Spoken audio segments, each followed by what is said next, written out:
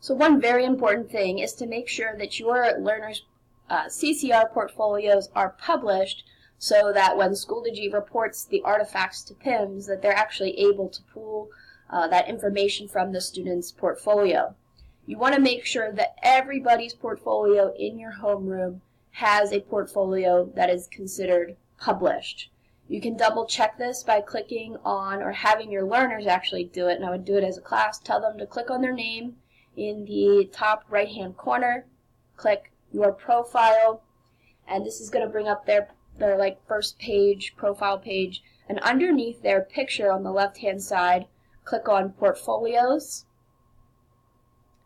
And then here you'll see all of their portfolios that they've created, or in this case that I've created.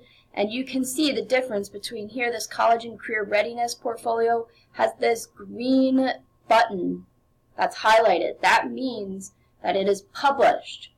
If your student's portfolio looks like this, first you'd want to have them retitle it correctly, but then have them click that circle to reflect that green button.